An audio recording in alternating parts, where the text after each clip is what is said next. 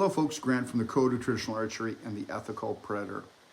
This is the arrow I took my first year with, an original Easton Autumn Orange XX75 2117. It sat in my quiver for almost 3 years. It's broadhead, a gray Zwickey Delta 2 blade, getting routine touch-ups before it found its mark nearly 39 years ago. And I've kept it as a symbol of the hours I spent in the wilderness of my youth, failing perpetually until that moment in time where all the scouting, tracking, and connection with my weapon, specifically a recurve, came together to secure food for myself.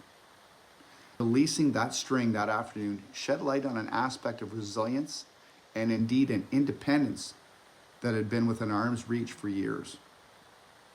This is the history and tradition and process which is beset with failure, not success.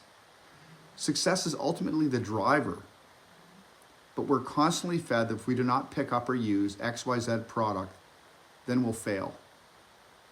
Hunters would do well to invest in themselves and secure their own traditions through time and process. And that is ultimately where your connection with your ancestors will happen. And as I said before, the ethical predator will be born. The bow was not the struggle. It wasn't a crutch. Back then it was a recurve, not a stick bow or a trad bow or even a struggle stick.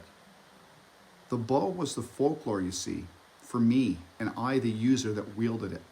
And the lore grew each moment I spent carrying it in the woods. And of course, practicing with it. It was an extension of my hand, and it still is to this day.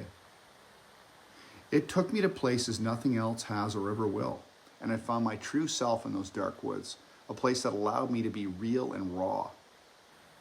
If you haven't already, pick up a traditional bow and make your process scout, track, lose arrows, miss, fail.